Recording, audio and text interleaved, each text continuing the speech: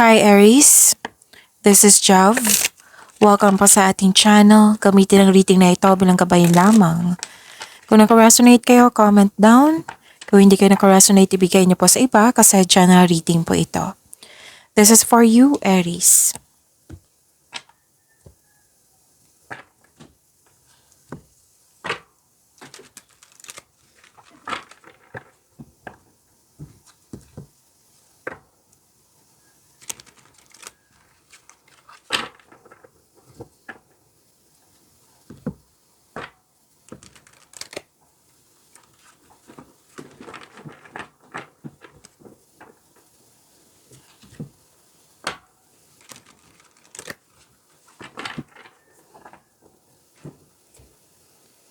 Para po ito sa iyo, Aries.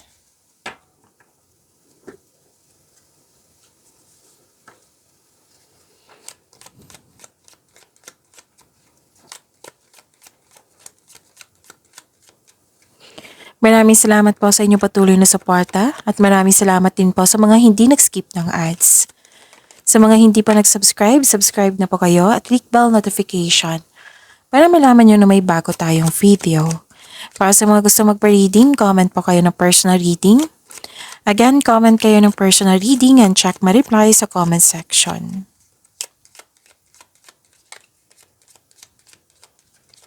Mga ganap pa para kay Aries.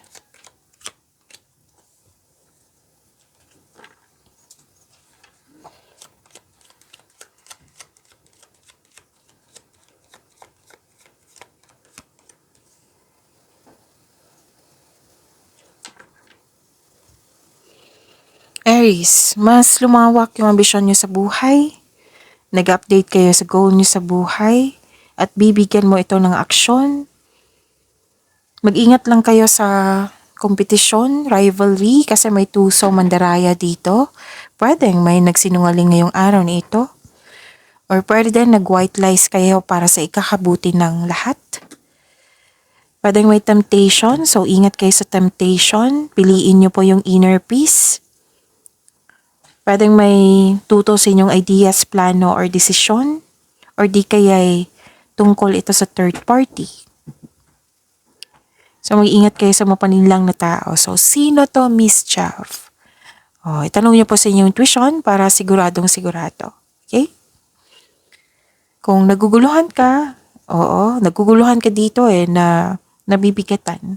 So may kausap ka dito na nagbigay ito ng wisdom message sa iyo. Posibleng ito yung elders, parents, wiser, mentor, na nagbigay ito ng wisdom message nga sa inyo na motivate kayo to take an action o na-inspired kayo ulit. Okay? So iwasan nyo lang mag-overthink kasi nakaka-drain ito ng energy. Kasi may nakita ko ditong anxiety, stress, overthinking, fear, doubt, hesitation. So sana'y ma-overcome nyo yan, Aries.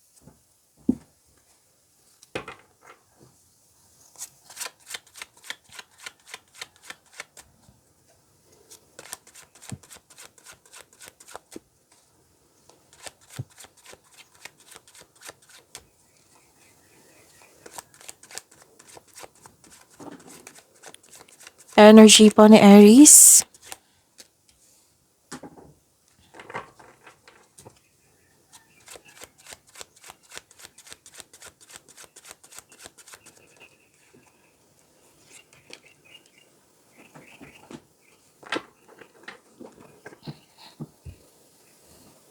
Kung may narinig kayo or may nakita kayong repeating message, like for example, nanood kayo sa weekly gabay tarot reading nyo, tapos may napansin kayo na repeating message dito mula from your weekly gabay. Yan po yung pinupush ng cards na kailangan yung bigyan ng atensyon, solusyon, at aksyon kung maaari po. So ano yung energy ni Aries?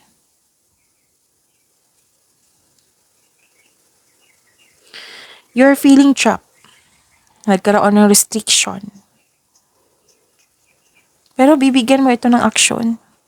Makalaya ka dito basta bibigyan mo siya ng aksyon. Transition.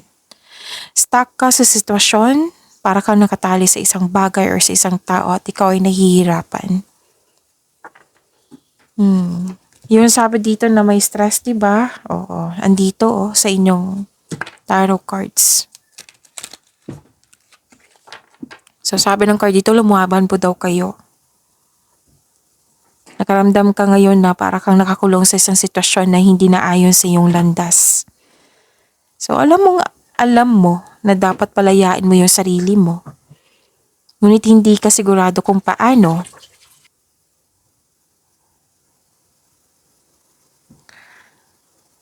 Okay. Humingi ng tulong kung sa tingin mo naiipit ka na. So this card asks you to change something para ikaw ay makawala at makahinga. So this card asks you to step forward towards to your goal, magtiwala sa iyong sarili at maging mapagpasensya. Habaan ng pasensya po. So ang assignment nyo ngayon, kailangan nyo ng mahabang pasensya at syaga. Magagawa mo ito. Magkakawala ka rin. Kasi parang, di ba, feeling trap, magkakawala din kayo. So you have to move forward, make change. Kayo po ang makakawala dyan. Kayo po mismo.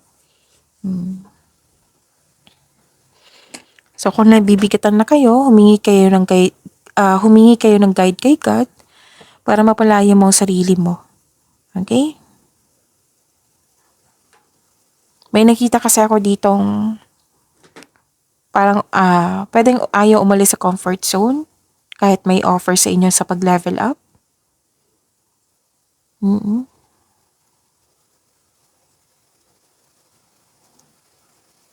Okay, so kailangan ng action dito. Action, transition. Yan yung solusyon na sinabi dito.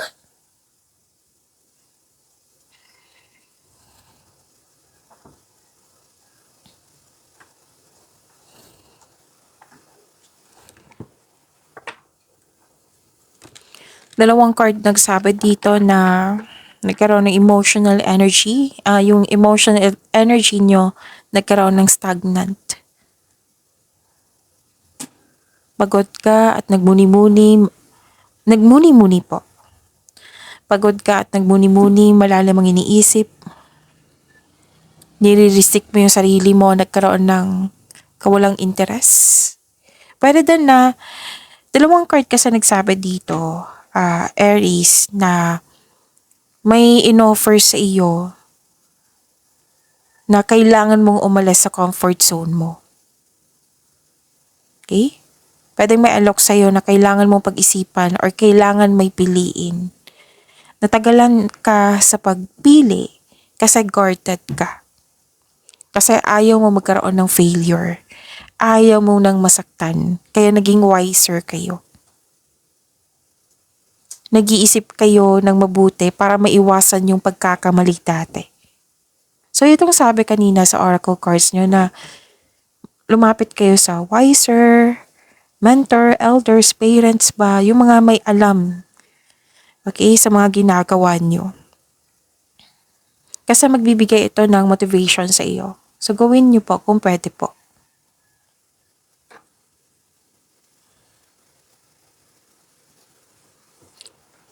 Pwede din sa buhay pag-ibig to na may dumating pero stuck ka sa previous love mo. So you have to free yourself. Kailangan po ng forgiveness. Forgive yourself, forgive the situation, forgive this person, yung taong nasaktan ka before. You can forgive this person through your mind and heart. Gagawin mo to para magkaroon ka ng inner peace. Pero then, bored ka sa mga ginagawa nyo ngayon, you want more. So, alalahanin mo yung inspiration mo sa buhay para ma-motivate po kayo. Okay?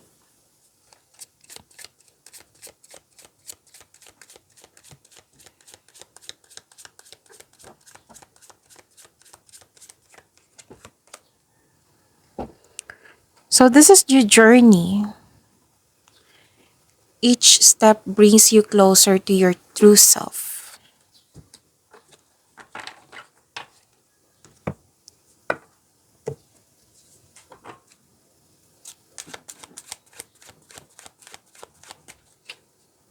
Action pa rin to eh. Actually, sabi dito nasa right path kayo. Kailangan lang po ng aksyon. Kailangan nyo lang magtiwala sa inyong sarili kasi may nakita kong personal development dito.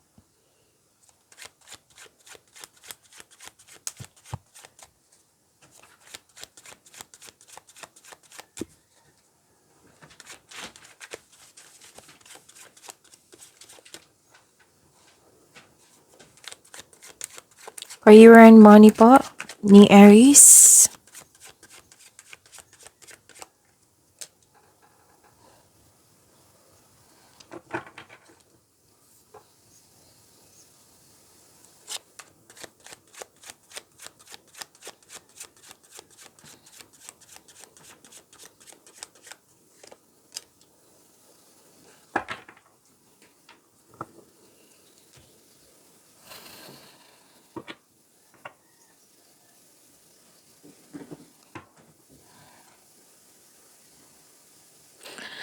Okay. Sa career and money nyo po, isa o maraming alok o idea ang darating sa'yo. Wow. Ganda naman, Aries. Please expect na magiging busy kayo ngayon. So may parating na exciting opportunities. Bagong opportunity to ha. Oo, nabibigyan mo siya ng agarang aksyon kasi nakita ko dito alam na alam mo yung gagawin mo. So financial stability, andito rin po. Nagkaroon ng abundance sa kaperahan mo ngayon. So claim nyo ha, ang ganda. So expect nyo lang na magiging busy kayo ngayon. May transition, may movement akong nakikita dito. May mabilisang desisyon din. Pwede din darating na yung mensahe na hinihintay mo. Maaari din na may business travel or may lakad kayo ngayon or may bagong tao na darating sa inyong buhay na makatulong sa iyong career and money. Excuse me, kailangan ko mag-burp. So may exciting na ganap dito. Pwede din makatanggap kayo ng event invitation. Oo. So may importanteng lakad kayo dito. Oh. So claim nyo po yung financial stability. So abundance kitang-kita ko rin dito. Okay?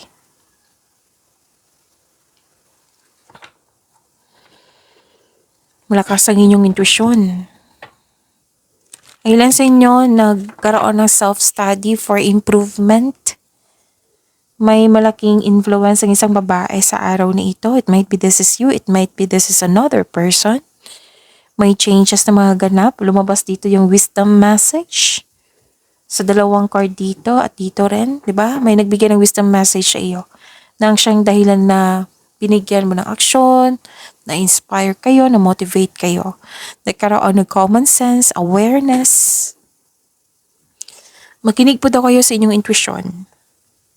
Lalo na sa paggawa ng financial or business decision. So, makinig po kayo sa inyong intuition kung maaari po.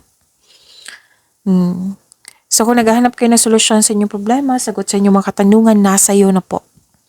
Know that the answers are already within you.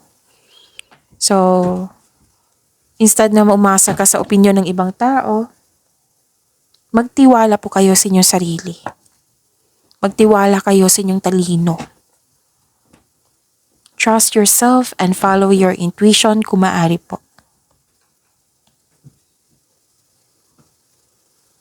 May malalaman kayong sekreto mula sa isang tao. So, trust your own counsel first ha. Ang ganda.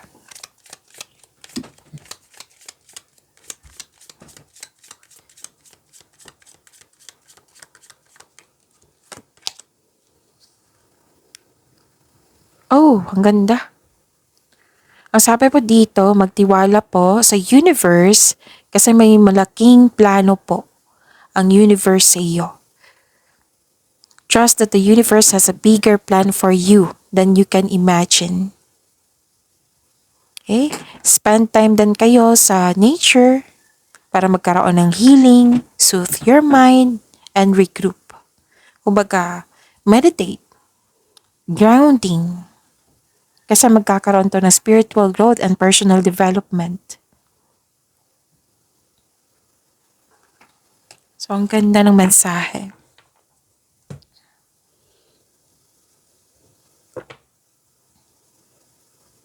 Diba, sabi kanina, trust yourself. Hindi naman masamang magbigay ng tiwala sa ibang tao. Pero unahin niyo po yung sarili niyo at magkaroon ng trust and faith. Malaking faith sa universe. Okay?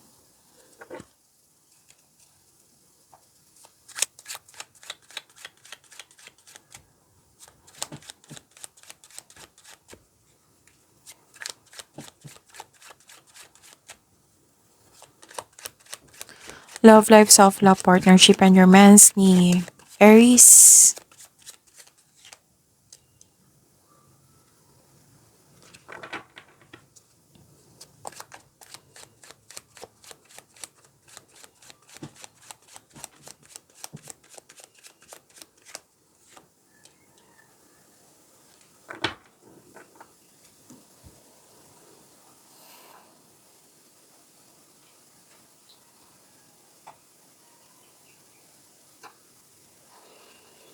Okay.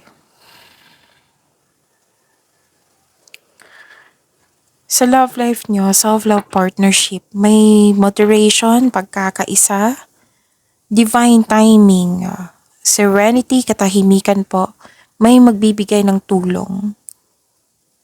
Realization, kitang-kita ko po dito.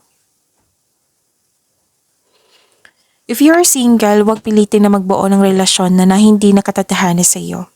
Huwag kayong mag-alala, the universe is working behind the scenes to bring romance into your life.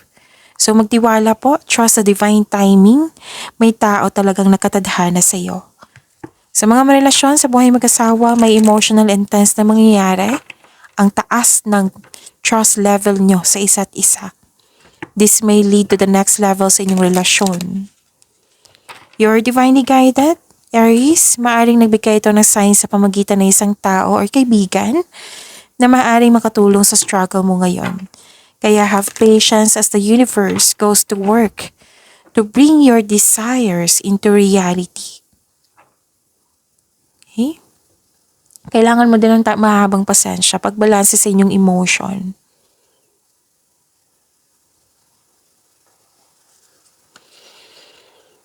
So, you are very, very inspired here.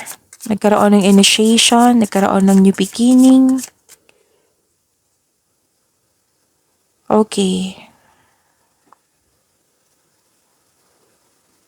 May nagkabalikan dito. May nagkabalikan. Pwede din pagsisimula ng isang pamilya. Yung magbubukod or magsisimula talaga ng isang pamilya. Tapos, sa mga single po, exciting na ganap to eh. So, love is blooming. Maaring may as individual, maaring may ganap dyan na you are very excited. Sa mga single dyan, maaring may date kayo kasi may nakita din akong travel. May isang importanteng simulain kayo dito. Pagsasapalaran, pagpaplano. May nakita rin ako dito na parating na sanggol na magbibigay inspirasyon sa iyo. Pwede din na may bagong ganap dyan. Pwedeng bagong tao na magiging inspired ka sa kanya. Pwedeng may bagong gamit dyan na magiging inspired ka. Na may kasamang aksyon po. Pwede din bagong proyekto to. May paglalakbay dito ha, kitang-kita ko. Pwede din pagsisimula ng isang bagong relasyon. Yung sabi ko kanina, may nagkabalikan. So this card asks you to open sa mga signs na bigay ng universe at gawa kayo ng aksyon. Okay? Take action when they appear. So yung sabi dito na may paglalakbay, pwedeng malayong lugar to ha, or pag-abroad. Basta bibigyan mo na ng aksyon yung matagal mo ng plano.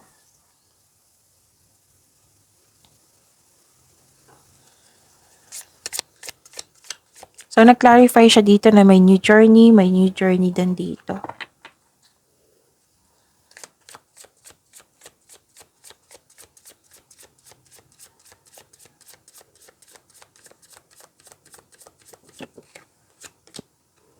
Oh, nag-clarify din siya dito sa divine timing. May divine timing po na nangyari sa regarding sa sarili mo, sa love life mo.